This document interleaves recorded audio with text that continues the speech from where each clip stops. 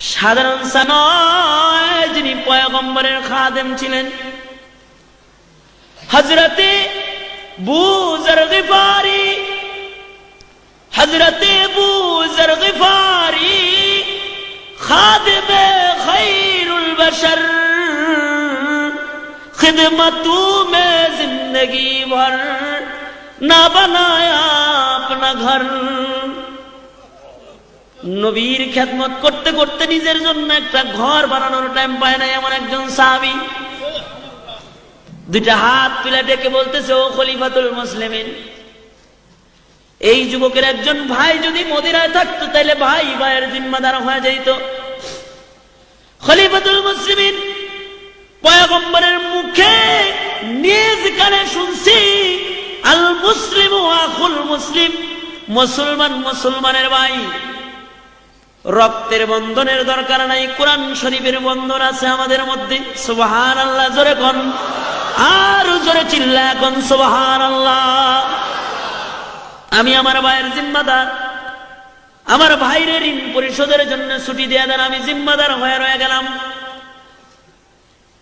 খলিফাতুল মুসলিমিন নতুন করে বিচার সিদ্ধান্ত লিখলেন, আবার নতুন করে, যাও যুবক, তোমার 1 মাসের ছুটি দিলাম।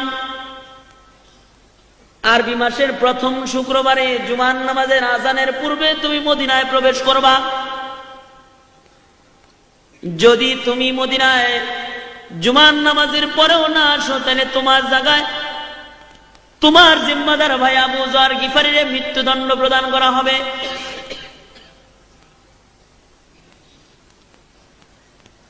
নওজোয়ান যুবক ঋণ পরিশোধের জন্য যাত্রা আরম্ভ করলো নিজের বাড়ির দিকে। খলিফাতুল মুসলিমিন পিতার হত্যার দাবিতে বাদী পক্ষ যে দুইজন, তাদের নায়িকা বললেন, আপনারাও চলে যান। আরবি মাসের প্রথম শুক্রবারে জুমার নামাজ মদিনার পয়গম্বরের মসজিদে আপনারা পড়বেন।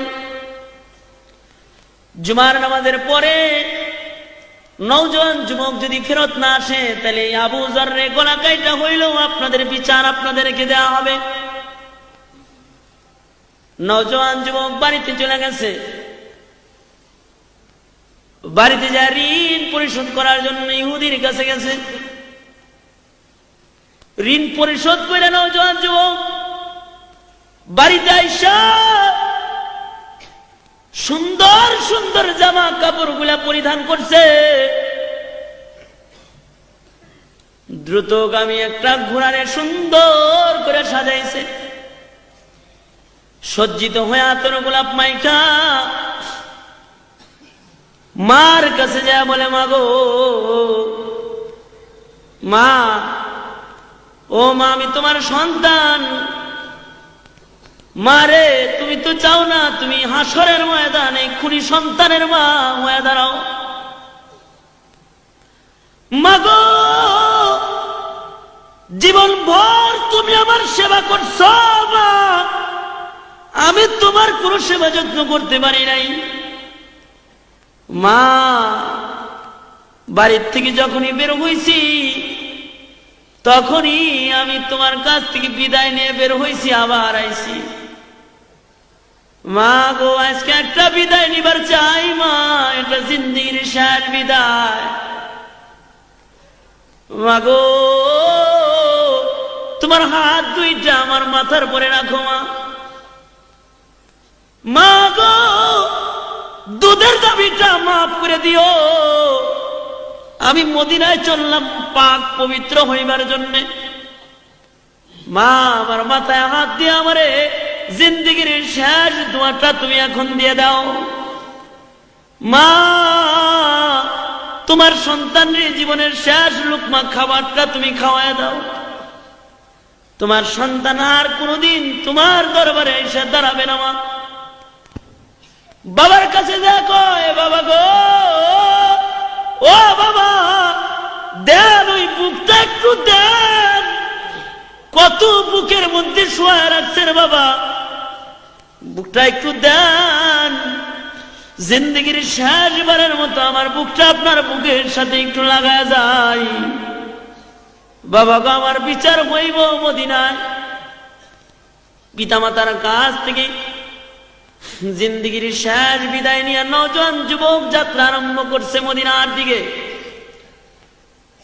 এদিক দিয়ে মসজিদের নববীতে জুমার নামাজের আজান হয়ে গেছে, এখনো পর্যন্ত কেউ মদিনায় আসে নাই।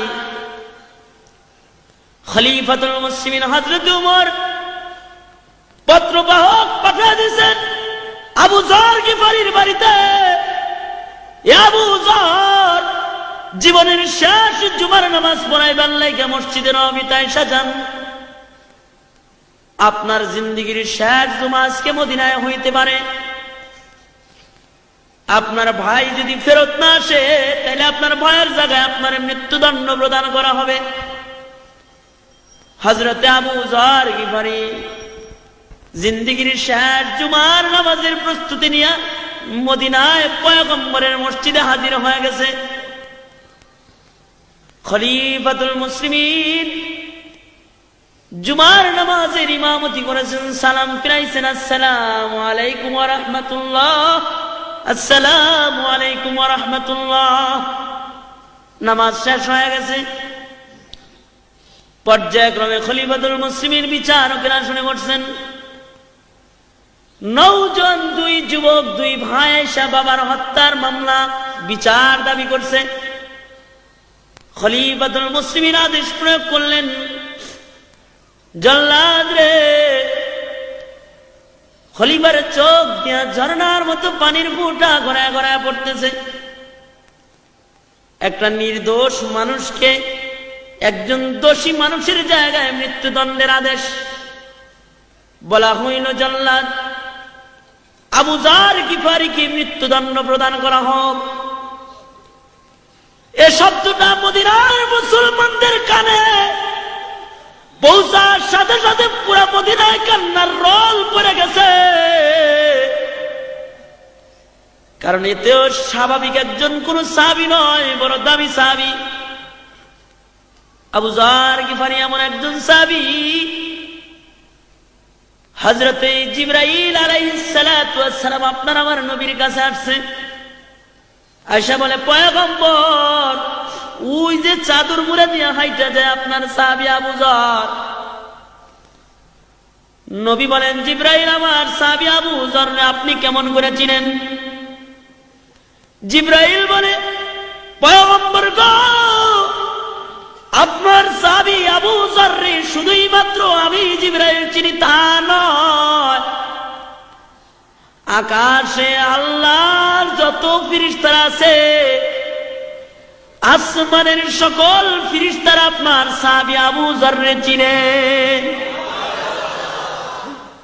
দুইটা কারণে আকাশের ফেরেশতারা আবু যর গিফারিরে চিনে, দুই কারণে। এক নাম্বার, লি সিগারিহি আলা নাফসিহি, নিজের নিজে খুব ছোট মনে করে। মনে করে আল্লাহ যদি জাহান্নামে দিবার লেগে কোনো মানুষ বানায় থাকে তাইলে মনে হয় আমারে বানাইছে। আর একটা কারণ হলো লিকাসরাতি তিলাওয়াতি সূরাতুল ইখলাস। সূরা ইখলাস নামে একটা সূরা আছে, যা 3 বার পড়লে খতমের সওয়াব জমা করা হয়। কুল হুয়াল্লাহর সূরা এমন একটা সূরা যা 3 বার পড়লে খতম কোরআন শরীফের সওয়াব হয়।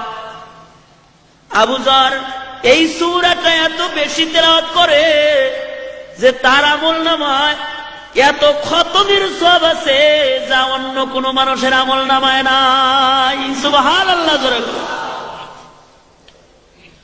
মদিনার লোকেরা কান্দে, নির্দোষ একটা মানুষের জায়গায় এমন একজন বরকতি মানুষ মৃত্যুদণ্ড প্রদান করা হবে রে। মদিনার সবাই কাঁদতেছে, কিন্তু একজন হাসে। হযরত আবু যর গিফারি হাসতেছেন। লোকেরা বলে, আবু যর তুমি হাসো, কেন হাসো? আবু যর বলে, তোমরা কেন কান্দো? কান্দো না, আমি আমার নবীর শাফাত কিনতেছি, আজকে শাফাত খরিদ করতেছি। আমার নবীর